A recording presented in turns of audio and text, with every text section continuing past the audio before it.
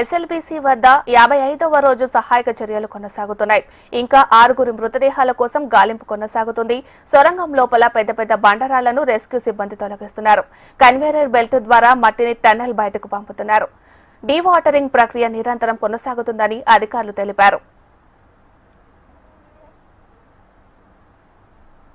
ఇదే అంశానికి సంబంధించి మరింత సమాచారాన్ని మా ప్రతినిధి నరేంద్రచారి ఫోన్ ద్వారా అందిస్తారు. నరేంద్రచారి.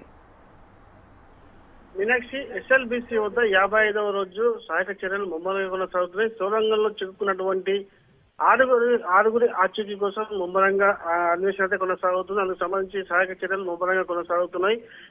సొరంగం వద్ద ప్రస్తుతానికి D2 ప్రాంతం వద్ద సహాయక చర్యలు కొనసాగుతున్నాయి. ఇక్కడే మట్టిని అలాగే రాళ్లను కూడా బయటికి పంపిస్తున్న పరిస్థితి, తీసి బయటకు పంపిస్తున్న పరిస్థితి కనిపిస్తుంది. ఇంకా 50 మీటర్ల పొడవు 3 మీటర్ల ఎత్తు పేరుకుపోయినటువంటి మట్టిని అలాగే బురదను కూడా తొలగించాల్సి ఉంది. ఆ సహాయక చర్యలు ఇంకా కొనసాగుతా ఉన్నాయి. ప్రస్తుతానికైతే D2 ప్రాంతంలోనే, ఈ సొరంగ మార్గంలో D2 ప్రాంతంలోనే పనులు కొనసాగుతున్నాయి.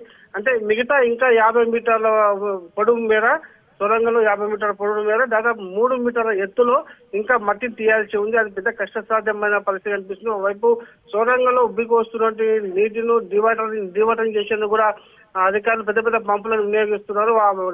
వాటర్ అనేది కూడా ప్రస్తుతానికి బయట పంపించి కృష్ణా నదిలోకి పంపుతున్న పరిస్థితి కనిపిస్తుంది. ఎప్పటికప్పుడు కన్వేయర్ బెల్ట్ ద్వారా మట్టిని టెన్నెల్ బయటకు తరలిస్తున్నారు. మరోవైపు లోకో ట్రైన్ ద్వారా ఈ విధి భాగాలతో పాటు పెద్ద పెద్ద రాళ్లను కూడా కట్ చేస్తూ బయటికి పంపిస్తున్న పరిస్థితి కనిపిస్తుంది. దాదాపు 5 ఎక్స్కవేటర్ తో కూడా ఇప్పటికే మట్టిని తవ్వుతున్న పరిస్థితి కనిపిస్తుంది. పెద్ద పెద్ద రాళ్లను కూడా పగలగొడుతున్న పరిస్థితి కనిపిస్తుంది. జేసీబీల సహాయంతో కూడా ఇప్పటికే మట్టిని అయితే బయటకు తీస్తున్న పరిస్థితి కనిపిస్తుంది. రాష్ట్ర ప్రభుత్వ సూచనల మేరకు సహాయక చర్యలు ఎప్పటికప్పుడు అక్కడ ఉన్నటువంటి ప్రత్యేక అధికారి శివశంకర్ పర్యవేక్షిస్తూ ఇక జరుగుతున్న సహాయక చర్యలు కూడా రాష్ట్ర ప్రభుత్వానికి ఎప్పటికప్పుడు చేరవేస్తున్న పరిస్థితి కనిపిస్తుంది. మొత్తంగా చూసుకున్నట్లయితే 6 మంది ఆచూకీ లభించడం కోసమే పూర్తి స్థాయిలో 12 బృందాలు నిరంతరంగా సహాయక చర్యలు కొనసాగిస్తున్నారు. దాదాపు 3 షిఫ్టుల్లో ఇప్పటికే గత 55 రోజులుగా 3 షిఫ్టుల నుంచి కూడా ఇప్పటికే సహాయక బృందాలు ముమ్మరంగా పనులు చేస్తున్న పరిస్థితి కనిపిస్తుంది. అయితే గల్లంతైన 6 మంది ఆచూకీ మాత్రం ఇప్పటివరకు లభించలేదు. ఇప్పటివరకు అయితే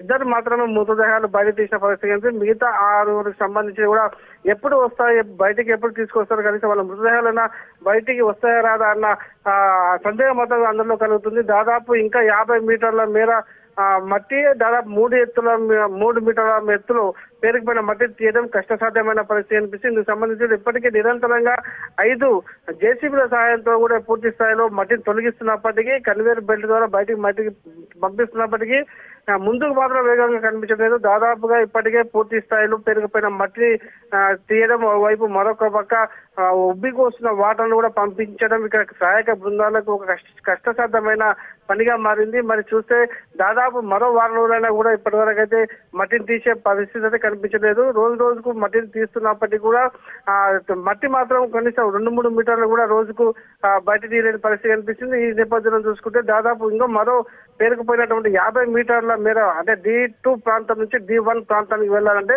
మరో 50 మీటర్ల మేర మట్టి తీయాల్సి ఉంది. ఎత్తు దాదాపు 3 మీటర్ల ఎత్తు మట్టిని తీయాల్సి ఉంది. ఇది ఎప్పటివరకు సాధ్యం అనేది మాత్రం ఆ బృందాలు కూడా చెప్పలేని పరిస్థితి కనిపిస్తుంది. మొత్తంగా అక్కడ ఎప్పటికప్పుడు సహాయక బృందాలతో కూడా అధికారులు సమీక్ష సమావేశాలు నిర్వహిస్తూ ఎట్టి పరిస్థితుల్లో కూడా గల్లంతైన 6 మందికి సంబంధించి బయటికి తీసుకొచ్చే వరకు కూడా ఈ సహాయక చర్యలు ముమ్మరంగా కొనసాగించాలని, ఎట్టి పరిస్థితులు కూడా నిలిపివేయకుండా సహాయక చర్యలు మాత్రం కొనసాగించే దిశగా ముందుకు సాగుతున్న పరిస్థితి కనిపిస్తుంది. Meenakshi. Right. Thank you Narendrachari.